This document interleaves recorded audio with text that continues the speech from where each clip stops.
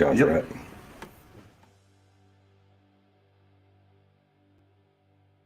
Hey, welcome to JM4 Tactical After Hours, where the doors are locked and the guns are cocked.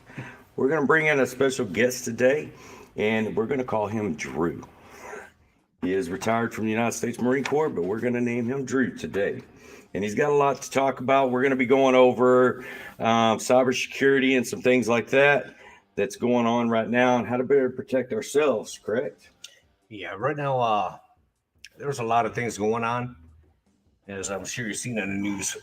So over and over, the president just warned about it yesterday or the day before, well, prepping for cybersecurity attacks. Well, a lot of what I think the president was talking about dealt mainly with our infrastructure for different companies, like the gas lines, stuff like that. Okay. Not a whole lot you can do on that, but there are some things you can do to secure your own personal life. Well, we're fixing to get into that. Everybody knows that this is sponsored by JM4 Tactical Coffee, so make sure you pick up a bag. We have an awesome exotic hunt going on right. Roasted in Texas by Texans, a 2A company, JM4 Tactical Coffee, changing the way you start your day.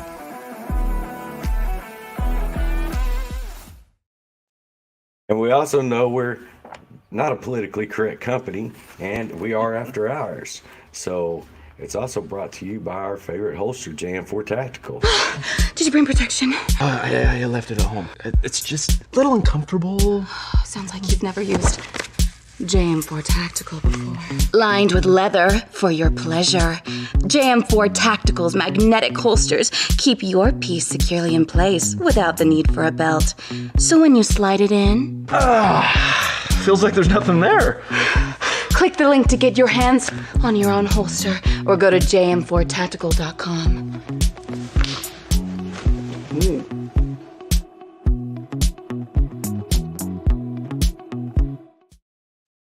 So we're back. They dared me to play that commercial, and I played it. I daggum sure did. Our videographer back here cracking up. So let's get back to Drew, our person that works a lot of cybersecurity things. And I want you to tell me what is going on right now that you see. I know that you're in the business, that there's a lot that you do that we can't really talk about. But let's, what are you seeing out there right now? Actually, I am not seeing any more than I ever see. Okay. Which is actually kind of interesting because we are always under attack. It's been that way for as long as I've been in the business.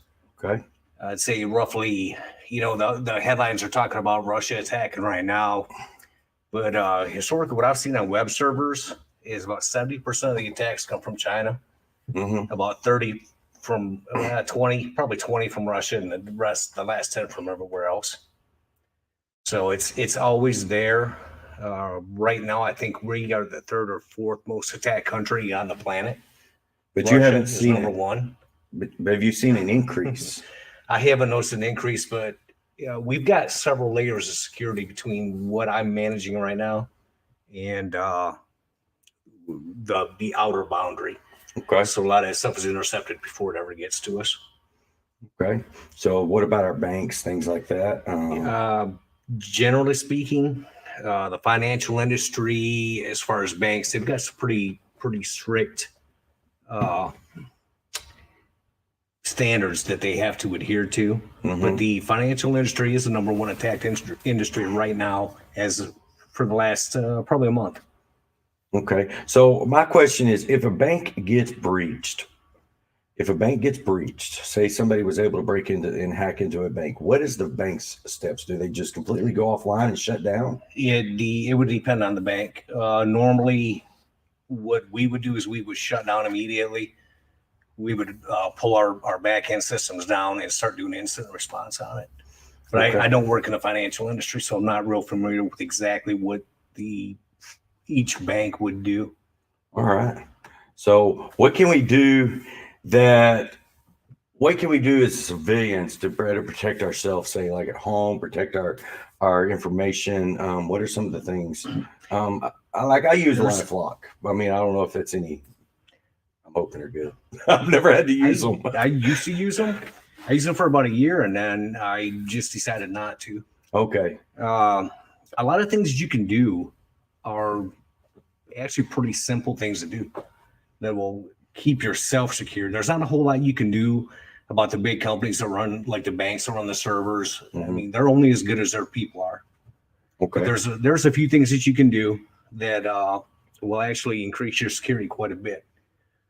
We've got 2 major operating systems and 1 small one. We've got Windows, and you've got Mac OS, and you've got Linux on the desktop. Windows is most of it, well over 90%. I don't know the exact numbers now, but it's something like 5 or 6% for Mac, maybe more than that now. And then that remaining small portion is Linux desktops.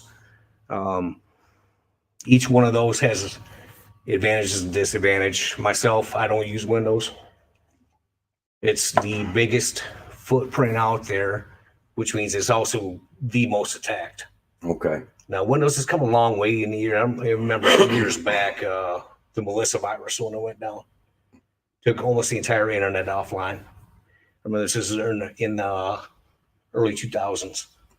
I was stationed in Okinawa at the time, and we didn't have internet for about 4 days because this virus was just going mad through the internet for a while. It's called the Melissa virus. Yeah, I believe it was Melissa that did that. All right. Macs are a lot more secure than Windows is, but they still are prone to some of the same stuff. You can still get viruses with them. I'd still recommend an antivirus on a Mac. You almost absolutely have to have one on Windows. And then the third one is Linux, and this is what I use. That's what I use at work. I'm a Linux guy. Have been for a long time.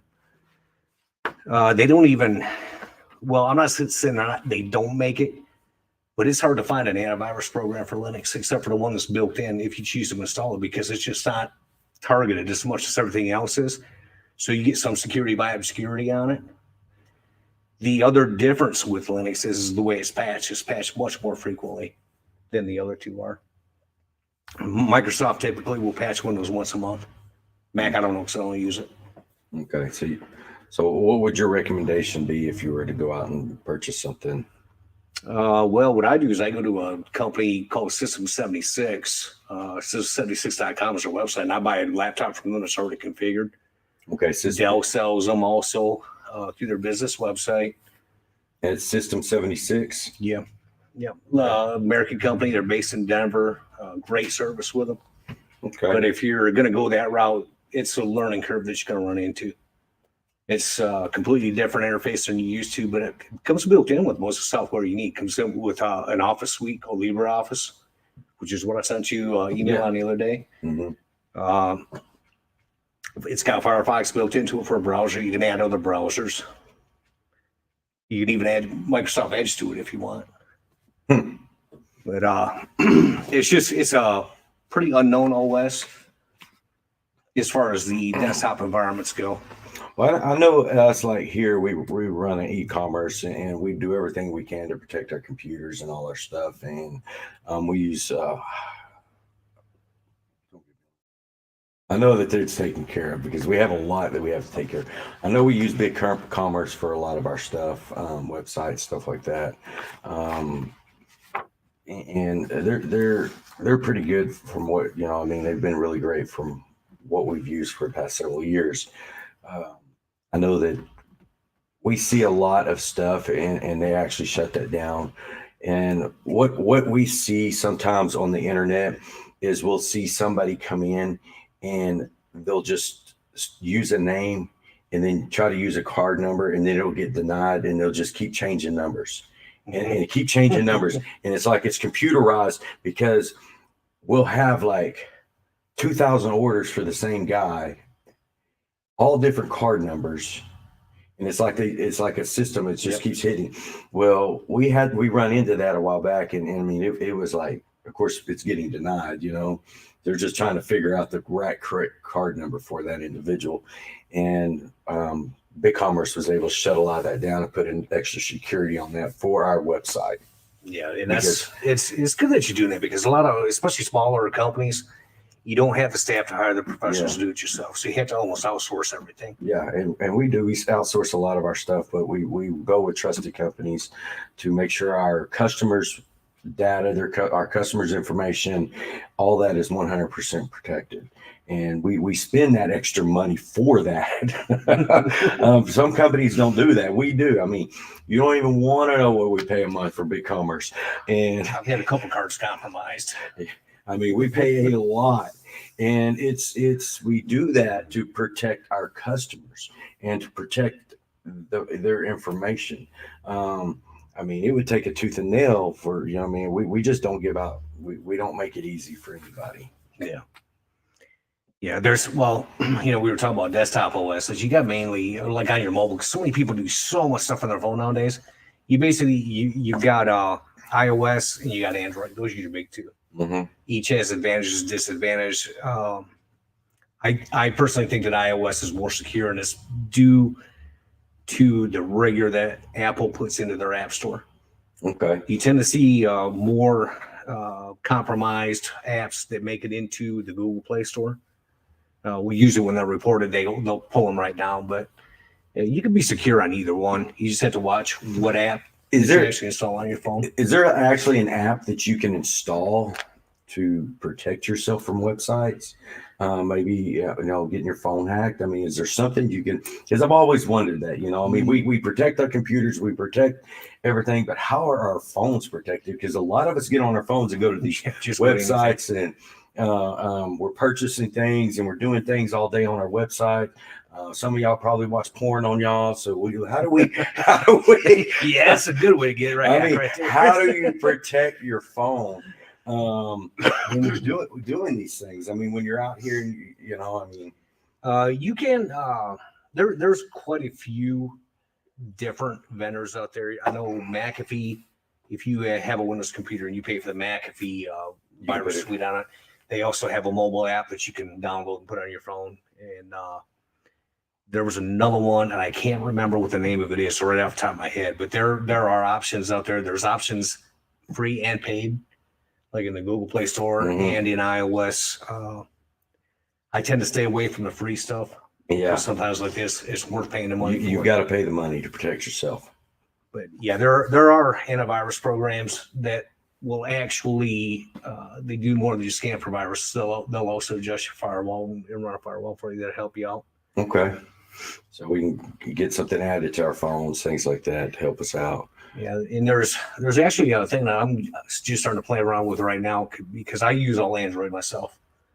One of the things that I do with an Android phone is I will start stripping all the extra stuff out of it. Which you have to do with it's pretty much with the Android developer suite. You can do it.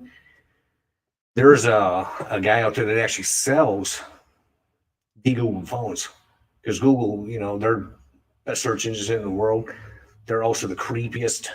As far as I'm concerned, they're the creepiest out there because they track everything you do. They do some really good analytics and retargeting and stuff.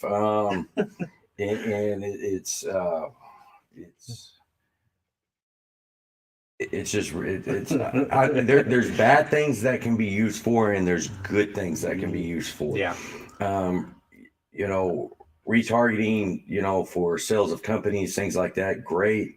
Because then your companies aren't just completely wasting their money on, showing it like for us, Yeah, for you, that gives you a. Well, and I'm not showing it to target. I mean, I've had my ads where they started being shown to all these anti-pew-pewers, and I'm saying pew-pewers because we're on TikTok live right now. Oh yeah. And anti-pew-pewers, and oh my God, I mean the crap we were going through, and I'm going, but they can also be used for a very evil thing. And yeah, the third option actually is actually there's four. You can de-Google an Android phone, but it has to be pretty much unlocked to get all the Google stuff out of it. A couple projects out there to do this. There's a guy, his name's Rob Braxman, that runs a YouTube channel. He's pretty geeky. I can only listen to him for about a half hour, and then I have to take a break from it for a while. But this guy Rob sells phones. What he does, he goes out and he'll buy like a Pixel 5 or whatever, and he'll strip all the Google stuff out of it, and then he'll turn around and resell it to you for a little profit. But that way you can run an Android phone where you're not sending everything that you do back to Google. So that's pretty neat. And most of what I'm seeing in the privacy arena right now, they've gotten away from Apple They used to do Apple up until about a year or two ago. And now you start to see a lot more people running de-Googled Android phones. Privacy aspect. But I think regardless of what operating system or what phone you use, the most important thing is to keep them patched. Okay. That is the absolute most important thing. Patching does a couple of different things. You get new features with it, but more importantly, throughout the course, and I'll give you a good example, is Microsoft. Microsoft, the second Tuesday of every month is their patch Tuesday, where they release all their patches. Well, what they've been working on for this whole month are all these bug bounties that come in, all these bug reports that come in, and some of these are security. Some of them are zero. I think it was last month they had 3 0 days, which were being actively exploited. So you had to be doing was run on Windows, and you get stand a chance of getting hacked on it. So for the last month, they've been putting all the resources of Microsoft into this to fix this. So when Patch Tuesday comes out, they're fixing those flaws in their own software. So we need to update our phones. As soon as often as possible. So keep your phone. See, I've took mine off automatic update because I get tired of, maybe I need to update my phone. That's for all y'all out there. You need to update your phones. Keep your phones updated. Keep your computers updated. Yes, keep everything updated because we all like our information not to be stolen. Yeah, software patching is the number one thing you can do to stay secure. I had my information stolen years ago. It was years ago, and it was really strange of how it happened. This guy called me with this accent and told me he was with my bank, and he said he was with Bank of America, and of course I wasn't with Bank of America. And then I laughed at him and made fun of him and did my childish things that I would do at that young age, and basically told him. I made lots of fun of him. It was right when I got home from the Marine Corps, and it was probably 03 actually. So I knew I wasn't with that bank, and then he laughed at me and gave me my bank number, my account number, and I was like, "You're still not with my bank," and I made fun of him. I was like, "Well, that bank account's number's not going to matter because that's the wrong bank." Next thing I know, they're withdrawing money out of my. They are cashing checks. Fraudulent checks with American State Bank heading on it, with my account number at a bank in Las Vegas, and my bank was cashing them, and I was with Citibank, and I'm going, you're literally cashing checks, letting checks go through with my Citibank routing, my Citibank number on it, and American State Bank. How is this possible?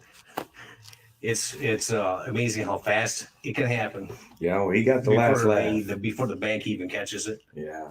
I was traveling across country from San Diego back to the National Capital Region once. Had a layover for about 45 minutes in the Phoenix airport. Stopped, used my credit card to grab some lunch, got back on the plane, and by the time I got to DC, that credit card was already shut off from all the charges that hit on it.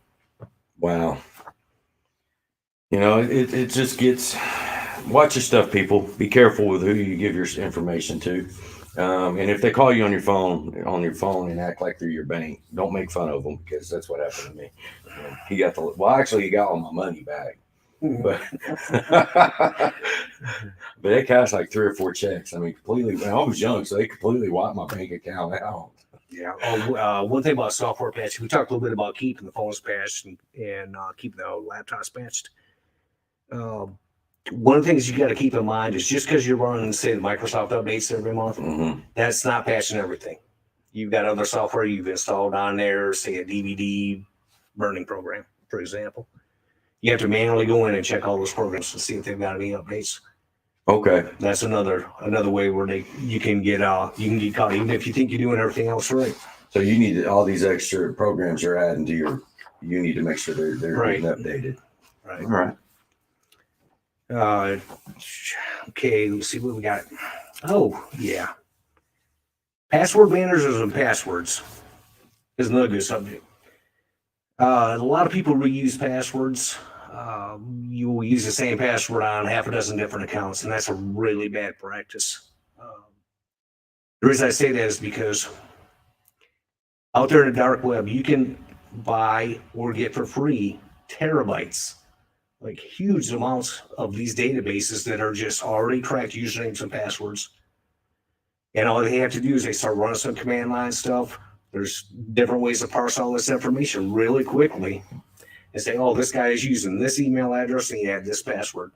And that was from a server that got cracked 3 or 4 years ago. If you've already been cracked on one server, all they have to do then is start hitting other servers, other like bank servers or whatever, and they'll try to use that email address, and they already know the password, and they get into them that way. So I never use your passwords, and I know that's a pain. Oh my God. So what I use a password manager, and I kid you not, I have passwords that are this long on every different website, and they're all different. And if you use a password manager, it makes it real easy to do. There's a lot of them out there, but the one I prefer is called KeyPass XC. KeyPass XC. And it's never stored in the cloud. It's a local install, works on Windows, works on Linux, and Apple has a version that will read those databases. I just don't know what the name of it is. Okay. But it's stored locally on your machine because I don't trust the cloud either. Because if it's up here somewhere, you don't know what application you've given access to that same, say, Google Drive or wherever you might be storing that thing at. So keep it stored locally. But KeyPass XE is really good at leaving suggest hard passwords for you. And you just have to copy and paste them in when you go in.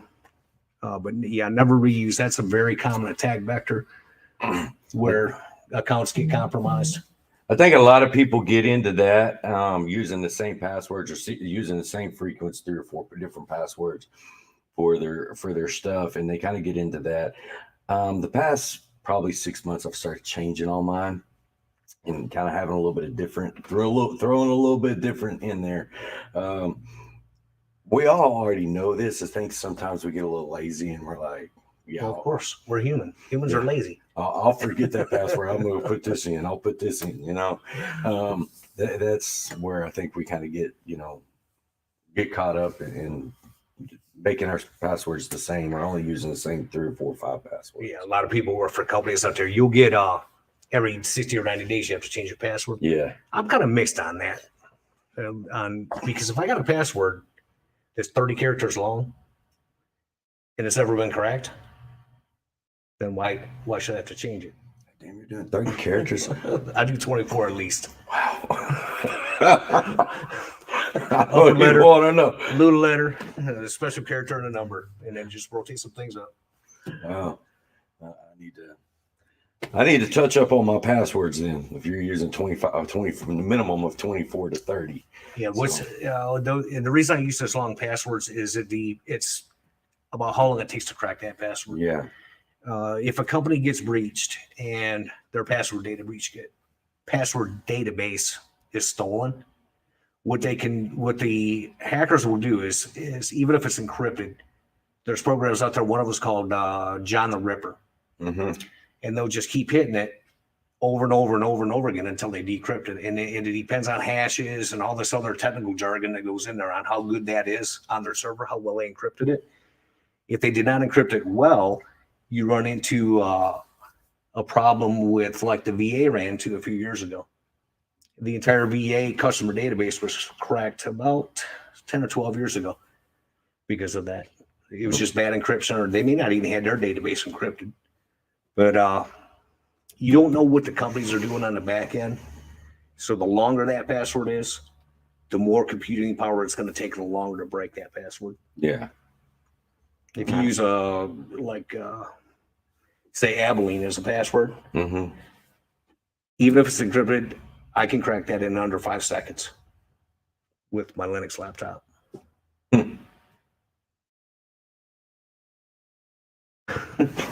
Let's start changing some damn passwords, I guess. Firewalls.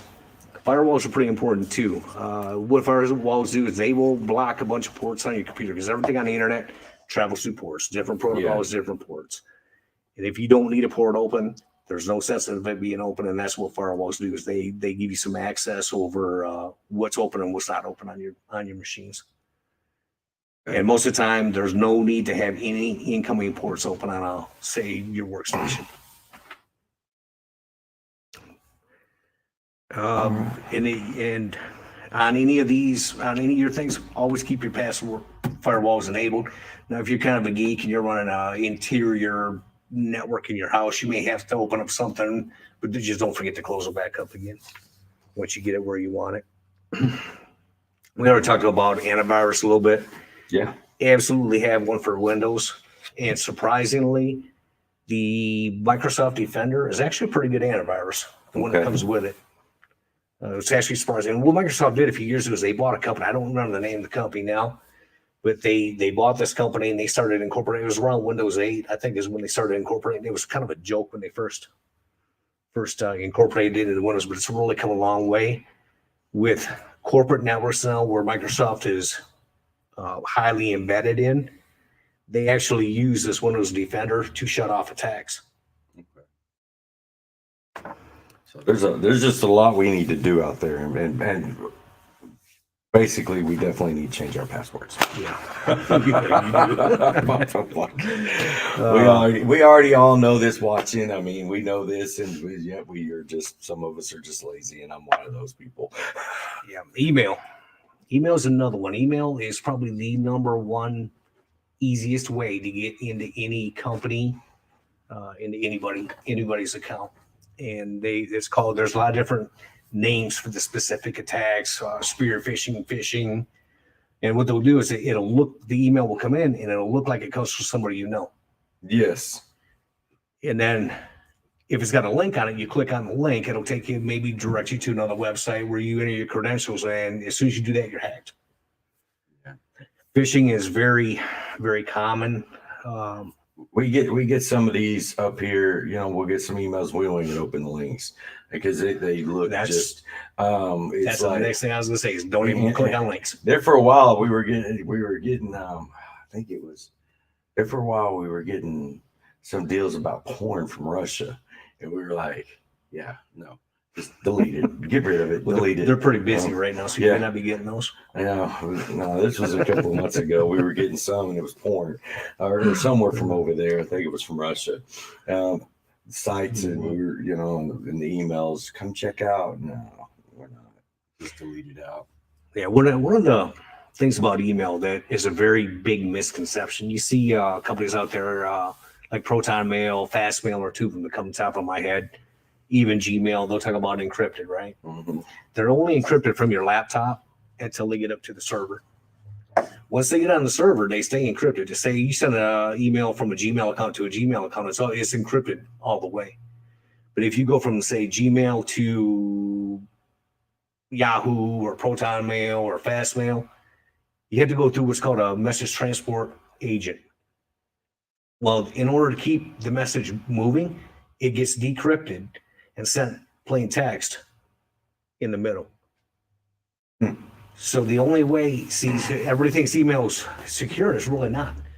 Because if you're just sitting there running a sniffer, say a program called Wireshark, you can sit there and start reading emails when it comes through. And a typical email going from your house to my house can go to 20 different servers. And all it takes is one person in the middle intercepting all that traffic. That's what the NSA is really good at. Well, one of the things we don't do up here, we don't open any links that anybody sends us. That's one way we protect ourselves up here is if we get a link from an email, we will not, unless it is a link from a YouTuber or a reviewer that we know, and they'll send us a link, to a video on YouTube or something. So that explains why you never open my emails. I don't know. I get so many. I mean, seriously, like my phone's full of text. I think I've got like 56 missed text messages right now. 56 of them I was up to like 70 something. I was started going through them, but my email is the same way. I've gone through and started unsubscribing from some stuff that I don't even know how I got subscribed to, but apparently I got subscribed to some stuff. And no, it was not porn. It was that was that Russian site you went to. No, it's like vacation stuff and this and kitchen aids, and I'm like, what? Where did I get signed up for KitchenAid? Quite often, the way that happens is you will fill out even a warranty card. Yeah, online and for then they something. get me. It could be just about anything. But once that email address is out there, it gets sold and resold. See, and that's one thing we do not do. We have, I don't know, thousands and thousands of emails. We do not sell your email. We will not. We've had companies approach us and try to buy emails, and the few cents or dollars or whatever they were, it's not worth it to us to give up our customers. We're not going to do that for money.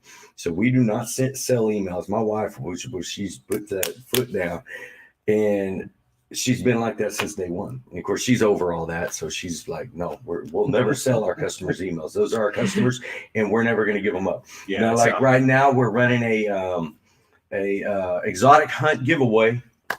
And that exotic hunt giveaway, when you purchase from us, you get like 5 entries for every $1 you spend. And then once you enter in, you can actually go to our competitor's website and get bonus points, And during that whole deal, they'll get your email, you sign up for their stuff and be able to get extra entry points, but you're doing it, you're giving, your email up to them. But we're not selling. We will not sell them at all. Yeah. Yeah. With email though, you can secure it somewhat. Actually, you can make it almost bulletproof. Yeah. Email can be the most secure method of electronic communication that there is, but you have to do what's called end-to-end encryption. It's been around for a long time, but it never really took off. It's called PGP encryption. See, we went to this new text system that now you can sign up for our text, and we don't bombard our customers with 50 emails, 500 emails a year. We literally send out emails if we're having a sale, when our sale ends, and when we're launching a new product. That's the only time we ever send out emails. And so I'm not, and I'm on a couple of websites, and I did sign up for the email list, but I was signed up to wait for, wait. But man, I'm getting like 3 and 4 or 5 a day from the company. I'm like, this is getting to be way over, getting 3, 4, 5 different emails a day. I'm like, delete, unsubscribe. Me and my wife have always been like that. If I sign up for an email from a company, I want to know when their sales are, or if they have something new coming out. And that's the way we are. It's the same thing with the text message. We have this new text program that you can go in, because a lot of gun industry companies are getting their emails filtered into spam. I don't know why. Of course. Huh? Of course. Yeah. That's easy. So what we're doing is we're going to this new text system. And if you sign up, and of course, it's the same thing with the text system. We're going to send out text when we have a sale, when the sale ends, and when we launch a new product. That's it. I mean, we're not going to bombard our customers with 5, 6, 10 emails a day, or even a week, because you lose my interest real quick. Yeah, I get so fed up with that, and that's why we don't. I mean, like if you sign up, like if you purchase something from us, you'll get an email with confirmation. You'll get an email when it ships. You'll get an email when it's delivered, and then you'll get an email for a review. And that's all relating to the product that you purchase, because I want to know when I purchase something. First of all, I want the receipt on it. Second of all, I want to know when it's shipping, and I want to know when it's delivered if I'm not at home. And then I don't mind I'll go in and write a review on for companies. But other than that, I don't want to hear from them again until they're having a sale or they're launching a new product. Mm-hmm. And when they're having 5 and 6 sales a week, I'm going, oh my God. I mentioned PGP. PGP is only good because if both people use it. I think I might have sent you emails before where you had a bunch of gibberish at the bottom of it. Basically, the way it works, that's called a public key. The 2 people, they exchange public keys, which is tied to the private key that stays on your computer, and then it's encrypted end to end. But it's pgp.org is the website on it. They've got tutorials how to set up. The thing with PGP is both people have to use it to keep that email completely private. The other thing that can really help are these little things right here called this one's called a YubiKey. Multi-Factor Authentication is huge. If you can set up any kind of dual factor authentication, at least 2 factors, you can on your bank accounts, on anywhere you can set it up. Okay. You basically got. And it's called a what? That's called a YubiKey. Google makes what's called a Titan security key. Can I show that in front? Sure. It's called a YubiKey. There's different form factors. That's one of my older ones. It's for USB 2. I don't know if the camera over there can see it, but it's called a YubiKey. Yeah, and you can get these at, let's see, where's my notes at? The company is called Ubico, ubico.com. They sell different form factors. Like this one here is a USB 2 where it just plugs into a USB slot. They sell them in a newer USB 3. They also sell wireless versions where they'll communicate with Bluetooth. And basically the way this works is you can set this up real easily with Gmail. It's about a 2 or 3 step process, but you want to buy 2 of these. Don't buy just one. Okay. You want to register both keys, put one in a gun safe, and then you can use the other one all day long. And if you lose or break the one you use all day long, you just pull one out of the gun safe and you can use that to get back into the account. Because once you start enabling this stuff and you only got one key and you break it, then it's going to be pretty tough getting back into those accounts again, especially with Google. It can take weeks. Yeah. But the Google type security key does the same thing. Big difference between the two companies. These are made in Switzerland and the United States.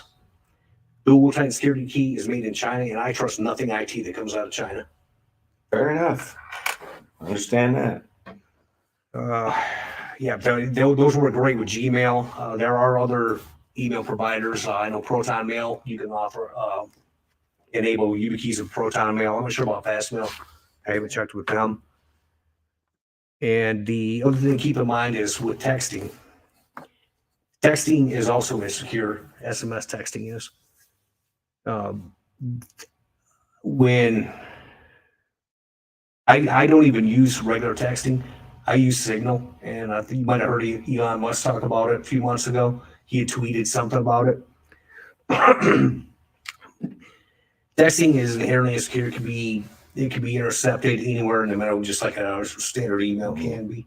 If you use an encrypted messaging app between you and the person on the other end, it's encrypted both ways, and that way it's a lot harder to figure out what's in that. I use Signal myself, and I use it on all my devices. It's got a desktop app that you can use. So if you talk to somebody else on Signal, you do it on a computer, kind of like what iMessage is with Apple. Now, with iMessage, from iMessage to iMessage, it stays encrypted. But if you text somebody else with the standard client that's not iMessage, it gets decrypted along the way. So I always recommend encrypted messaging apps. And their Signal's probably one of the biggest ones out there. There are others. You just have to do the research Okay, so on Signal. those. VPNs come up a lot. And this is one of my pet peeves. You see a lot of conservative talk radio show hosts that are hawking for ExpressVPN or some other VPN company saying, oh, it hides your activity from the internet. They don't hide your activity from anywhere except your ISP, your internet provider. All it does is it encrypts traffic to somebody else's server. And from there, it's still showing the same stuff. It's still, you're still getting all those cookies in your browser. Everything, Google still knows it's you, even though you're using a Belgium VPN server. They just know you're on a VPN. So VPNs are good, but they're not what everybody thinks they are for privacy, because they really don't do anything except encrypt traffic from where you're at to that VPN server. After that, it's just like if you were sitting in your house. But if you use public Wi-Fi, they're really good for that. Yeah, because I've heard some talk shows recommend stuff like that, and I was never too much into, so I like my passwords. Yeah, I see a lot of people that are all. So what do you recommend? I use Proton Mail, and I use their Proton VPN. I host a couple of my domain names for my email on Proton Mail. Okay. And the reason I use Proton Mail is they are hosted in a Cold War bunker in Switzerland. They have some of the best some of the best privacy laws in the world. Okay. They've got clients for every operating system out there. So you can do end-to-end encryption out to their server. And you can also get a VPN with them. They got access points for all over the place. And it all comes, for me, it all comes bundled into, one annual price that I pay for it. But I don't use free email anymore. I've still got a Gmail account. It's my junk catcher. Yeah. Yeah, I've got an email. In fact, it's like that, and I still got one. And that's where when sometimes I'll sign up for something, I'll go in and put that one in because I don't want to get emails. Yeah. Oh, Yeah. I mean, there's other good companies out there to do email. I prefer Proton Mail myself. Fastmail, I've heard good things about, and I may sign up for a free account from them sometime and check it out. But yeah. Does anybody got any questions real quick? About any questions at all? We're getting too geeky. We're probably lost half the audience already. No. Yeah. So, no, it's not geeky. I mean, it's information we definitely need to know. I mean, somebody's got to know it. I mean, somebody's got to explain it. It's on our side. I mean, yeah, I tell you, as far as big tech goes, like with Google, what they've been pulling, especially Google. Google has to be the worst one out there on some 2A stuff. Oh man, and that's why I quit using them. See, somebody mentioned home, but it's the Google. Somebody mentioned DuckDuckGo over here, and that's pretty much everything that we use here at this office is DuckDuckGo on all our same stuff. We use DuckDuckGo, and it's that's what we use for our search engines here at this office. Another good one that a lot of people don't know about is called the Brave browser. Mm-hmm. Basically, what Brave is they took Google Chrome, they stripped out all the Google stuff out of it, and it has a built-in search engine too. I use Brave on my Linux boxes, and what it does is it does a search through Braves, and theirs is really good too. It kind of depends on what I'm doing for the day. Sometimes I'll use, I'm in Firefox, so I'll use DuckDuckGo. If I'm in Brave, I'll use their search engine for it. Sometimes I'll use both if I can't find a question I'm looking for. But I never use Google for anything anymore, except for my spam email that comes in. Yeah. All right. Does anybody have any questions before we jump off here? We've been on almost an hour. Almost. You got anything else you want to wrap up? Let's see. We talked about two-factor authentication. That's huge. Just some of the places you can go for more information if you really want to get in this. And I'll tell you, if we can't find enough people that can get a clearance to go to work a lot of times, if you got kids out there that have any math competency whatsoever, if they want to be fully employed for the rest of their lives and in a really well-paying occupation, direct them into the IT field. You'll have a lot of people that go into IT, but they want to work for the Googles, they want to work for Apple or whatever, right? When you contract or you work for any of the three-letter agencies, most of the time you got to have a clearance. Well, what's the easiest way to get the clearance? Go into the military. Being a Marine, I still have to recommend the Air Force. When it comes to IT, if you want to go into IT in the military, go in the Air Force. They got it going on. Or maybe Space Force would be an option. Yeah. The Marine Corps, actually, for IT would be my last choice. There's just not very much of it. Yeah, I mean, we learned how to shoot at 500 yards and drive a truck. That's what I learned. Yeah, I mean, I got into this when I physically got broke. Yeah. Although very good, interesting. There's another podcast out there called Darknet Diaries. If you look back last year, sometime they did an episode on taking down ISIS. And it was a Marine. It was MARSOC, not MARSOC. Marine Cyber Command that took them down. They had the lead on the operation. Wow. It was a really good podcast, about an hour and a half, something like that. Check that out. But some of the government agencies, if you don't want to get this and lock your systems down, CISA, which is Cybersecurity Infrastructure Security Agency, they put out stuff all the time. DISA, which does a lot with DOD, they've got these things called STIGs. Those are Security Technical Implementation Guides. And you go anywhere from 100 to 150 to 300, sometimes 400 checks that you can go through. Their viewer is free. They've got a public download where you can go through and you can check and you can really harden your systems down. That's the stuff I do for a living right now is that type of stuff. Along with those two agencies, I think if you put it for show notes, I'll put some links up there. But we've got the STIG viewing tools is available. DoD Cyber Exchange, which is public.cyber.mil. There's a ton of free information up there. Back to the Cybersecurity Infrastructure Security Agency is CISA.gov. They've actually got an entire page like this long of free tools to where you can just check on your own security, on your own environments. We mentioned Ubico, PGP or OpenPGP, openpgp.org for email encryption. You can even use that with texting. FlowCrypt, if you use Gmail, FlowCrypt is I think it's a free application that will do the same thing in Gmail. And another podcast that I listen to every week is called the Complete Privacy and Security OSINT Show.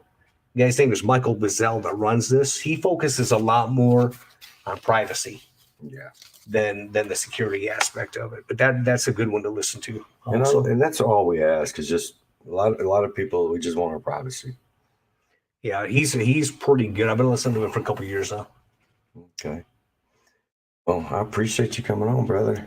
Anytime. And I appreciate all y'all watching. I'm going to jump off here real quick on this one. All right. That one. For all y'all watching, I had to check off TikTok. Don't forget about our exotic hunt giveaway. Make sure you go to our pick up a bag of coffee, something. It's literally $8,800 giveaway. It's sponsored by us, WNC Guns, right here in Abilene, Texas. You need to go check out their website, and also concealcarry.com. They are going to be sponsoring also. So go check out WNCguns.com, and for all your, he's basically got everything on the website. I've found stuff that I never thought I would find over there. This guy will get anything. He's my go-to person. But go check him out, and then make sure to enter. Go to our website, pick up a bag of coffee, pick up a holster, something. It's going to be an awesome and it's an exotic giveaway for you and a friend. All right. Well, I appreciate you coming on, my friend. Right. And I appreciate y'all watching. And we will be back next Wednesday. Kiefer.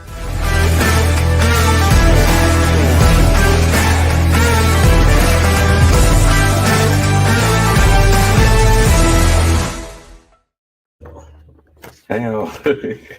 It did not let me kick.